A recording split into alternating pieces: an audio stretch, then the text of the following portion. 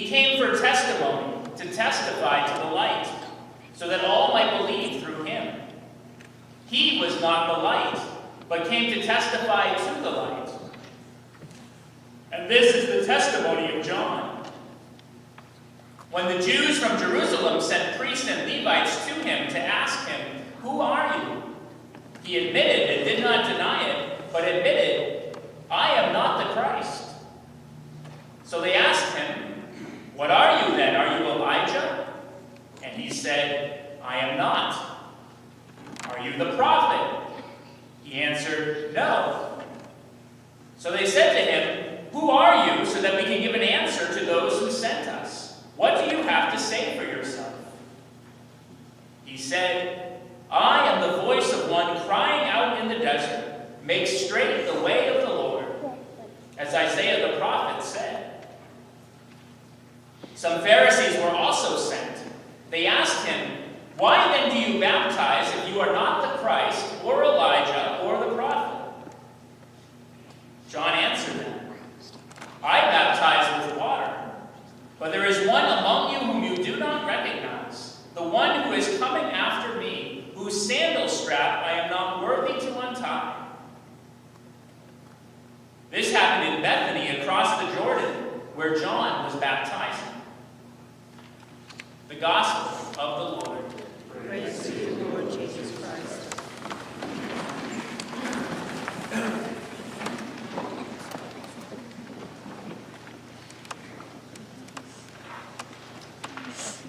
I don't know if any of you saw the movie that was playing in Lancaster this week. No, not Star Wars, though I went and saw that opening night as well. But before that, they were showing Murder on the Orient Express. If you haven't seen the movie, maybe you've read the classic mystery story by Agatha Christie.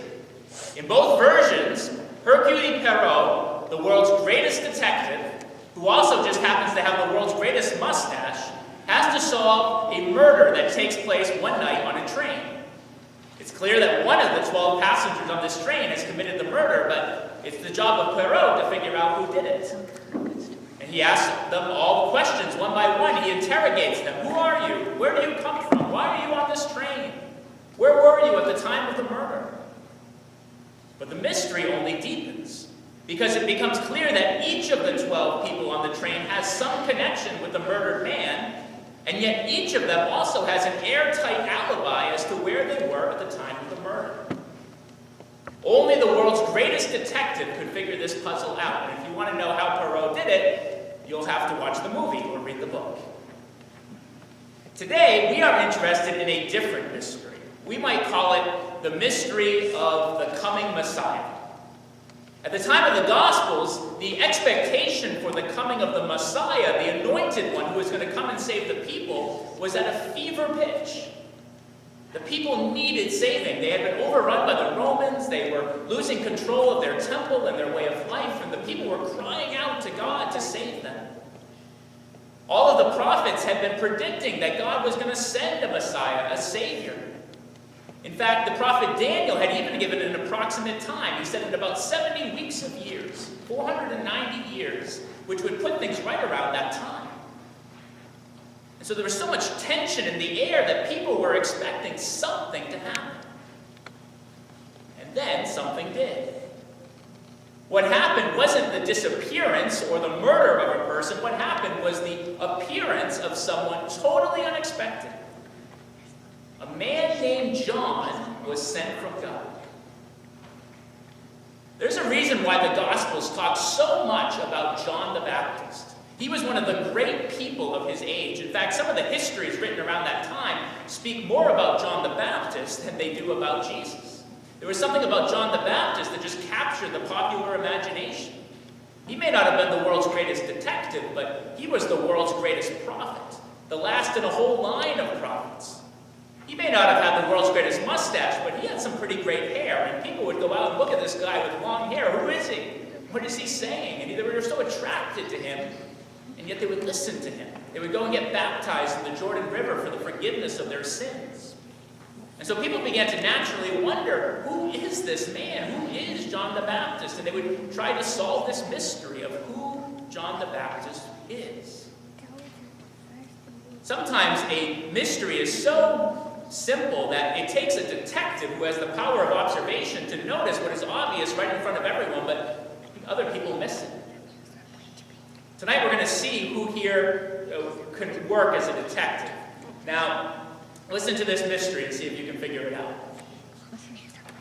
A man was found murdered on a Sunday morning, and the wife called the police, who came to the house and interviewed the wife and all the staff who were present at the house at the time. And they were given the following alibis. The wife said that she was sleeping. The butler was cleaning the closet.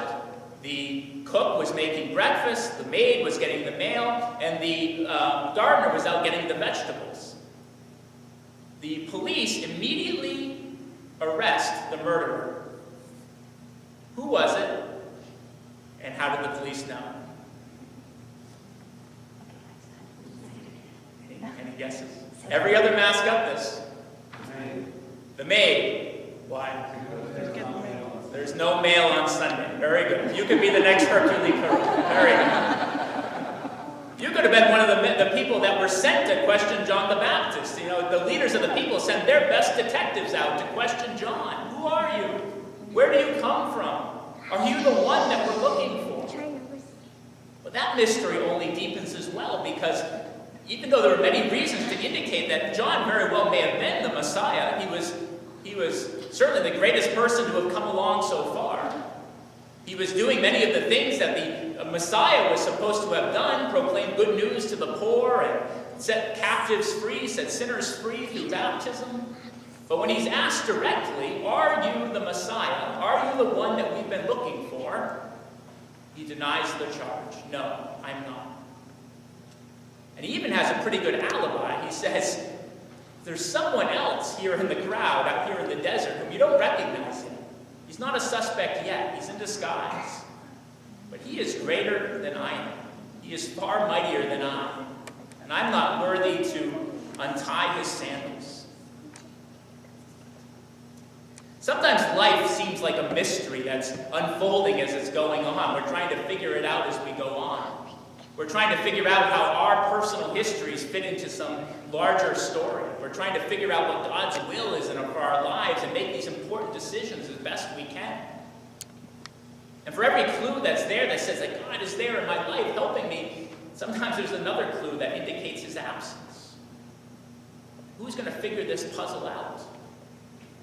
Fortunately, there are people like John the Baptist along the way who point the way out to us and say, here, look here. Look at these clues. Look at this is what God is doing in your life. Look how he's saving you. Look at how he's healing you. Don't pay attention to all those other people on the train, all those other people on the crowd. Jesus is the one that you're looking for. I was at a wedding this weekend, and a man came up to me during the reception, and he seems to have been very moved by the wedding mass and the homily in the church. And he came to ask me all these questions, and I could tell he was kind of trying to figure out who I was. And he asked me where I was from, and from down in Concord. I grew up there. Why are you here? Well, I'm the pastor here. I take care of 5 churches here in the North Country. Why did you say those things you did at the Mass?